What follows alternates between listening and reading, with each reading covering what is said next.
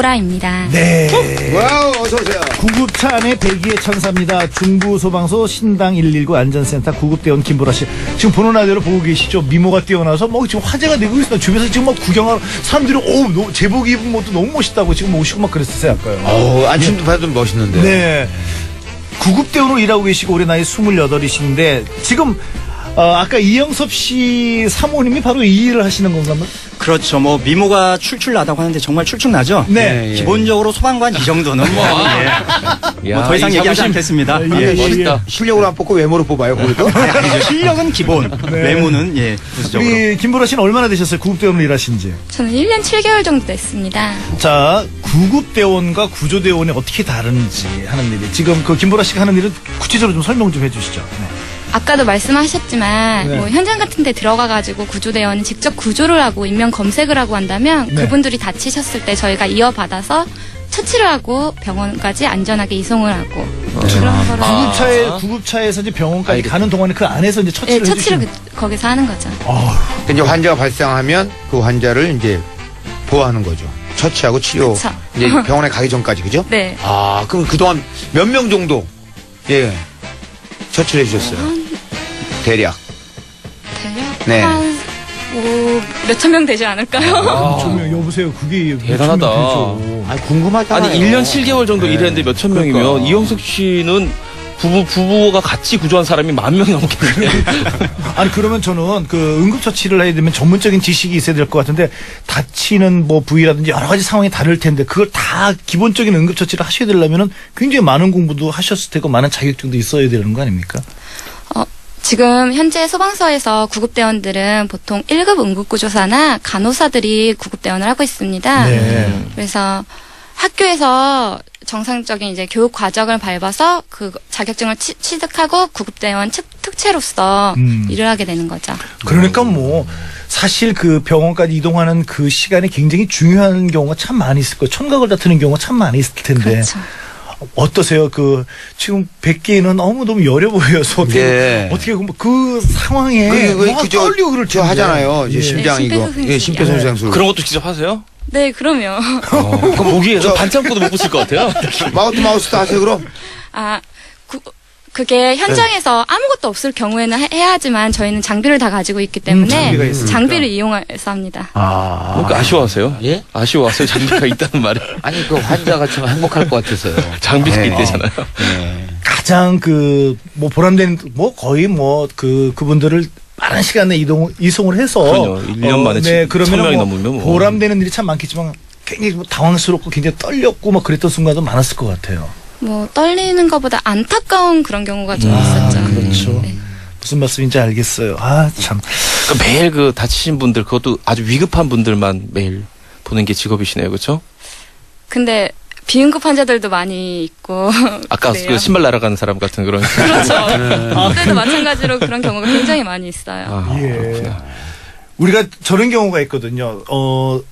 이야기를 들어보니까는 응급처치를 해야 되는데 그냥 주변 사람들이 그냥 어설프게 업거나 안거나 이래서 응급처치가 아니라 오히려 더 악화가 되는 경우가 있는 경우가 많아. 거기에 대해서 오늘 나오셨으니까 한 말씀을 좀 해주시기 바랍니다. 예를 들어 교통사고가 났을 때는 움직이게 되면은 척추 손상이 와가지고 나중에 뭐 하반신 마비라든가 그렇게 될 수도 있어요. 뭐 간단하게 접촉사고 같은 경우에는 보통은 별일은 없지만 뭐 차가 손상될 정도의 그런 큰 교통사고의 경우에는 그 자리 그대로 계시면 구조대하고 구급대가 출동해서 거기서 꺼내드리고 처치를 해서 병원까지 옮겨드릴 거니까 잠시 그대로 계시면 됩니다. 그러니까 이게 정서 문제인 것 같아요. 우리가 또 보면은 사람이 지금 다쳤는데 그냥 보고만 있다라는 게 우리가 내가 마음이 편치가 않은 거거든요. 그래서 일단은 오실 때까지 구조대원들이 구급대원들이 오실 때까지 내가 이 위험한 차 안에서라도 좀 밖으로 좀 이렇게 좀 도와줘야 된다는 생각 때문에 이제 딱 이렇게 모시는 경우가 있는데 그것도 이제 위험할 수 있다는 얘기죠. 그렇죠. 그러니까 옛말에 선무당이 사람 잡는다고. 맞아요. 그 말이 그러니까 그 전문가들이 올 때까지는 안타까워도 좀 지켜봐 주는 게 좋다라는 거죠. 3분 안에 뭐 출동할 수 있으니까 무조건 119로 전화하면은 가능하겠네요. 예. 자, 이영섭 씨한테 질문하는 건 아니고 이름만 부르는 거예요. 이영섭 씨가 우리 지금 김보라 씨가 하는 일에 지금 아내를 두고 있거든요. 김보라 씨는 지금 미혼이시죠? 예. 나도 뭐 같은 소방대원하고 한번 결혼. 아니, 남자친구가 있으실 수도 있잖아요. 있으신 것 같은데? 있어요. 그 전혀 다른 직업이고요? 예, 예. 네. 네. 그래서 이영석 씨 이름을 한번 불러보세요. 예, 예. 자, MC 훌륭하시네요. 예. 자, 2번 매끄러우시네요. 예, 예. 김보라 씨였습니다. 아, 치긴 하는데 티 안 나게. 자, 저는 2년차 소방관입니다. 제 직업을 이야기하면 너도 불꺼? 힘들지는 않아? 네 몸으로 무슨 그런 일을 해? 하고들 합니다. 물론 소방서의 가장 큰 업무는 화재를 진압하는 일이지만요. 사람을 구조하거나 아픈 사람을 이송하기도 하고요. 화재 예방, 화재 조사, 감식 등등 그 외에도 여러 업무가 있습니다. 그중에 제가 하는 일은 구급차에서 응급 환자를 처치하고 가까운 병원으로 이송을 하는 일입니다. 목숨이 위태로운 환자에 가장 가까이에서 무언가 해줄 수 있다는 것, 참 의미 있는 일이라고 생각해서 소방관이 된 거죠. 하지만 저희가 현장에서 만나는 사람들은 비응급 환자들이 많습니다. 술에 취했으니 집에 데려다 달라는 경우, 병원에서 외출한 환자가 심해야 병원 문이 잠기자 119를 부르는 경우, 개인적인 심부름을 시키는 경우도 있고요. 화를 내고 욕을 하고 손찌검을 하고 심지어 술에 취해 바지를 내리고 구급차에서 소변을 보는 그런 웃지 못할 사건들이 너무나도 많이 있습니다.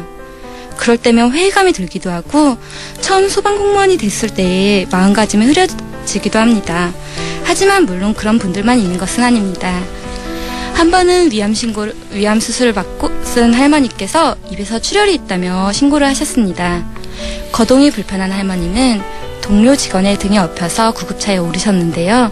무슨 서운한 일이 있으셨는지 자식 며느리 다 필요 없다면서 생면부진 저에게 하소연을 하시더라고요. 혼자 사신 할머니의 신세 한탄은 병원에 도착할 때까지 이어졌고 저는 할머니의 말에 100번 옳다는 표정을 지으며 고개를 끄덕였습니다. 병원에 도착한 할머니는 꼬깃꼬깃한 10,000원짜리 한 장을 건네시며 손녀 같으시다며 짜장면 사 먹으라고 하셨지만 저는 그것을 받을 수는 없었습니다. 이렇게 작은 도움에도 너무나 고마워하시는 분들이나 외롭고 안타까운 분들을 만나게 되면 구급대원으로서 처음 가졌던 그 의지를 되찾게 되더라고요.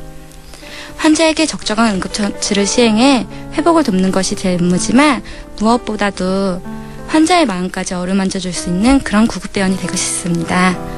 마음을 따뜻하게 해주는 노래 한 곡 들려드릴게요. 박혜경이 부릅니다. 동화. 당신의 나라엔 어둠이 내려도 조금도 무서워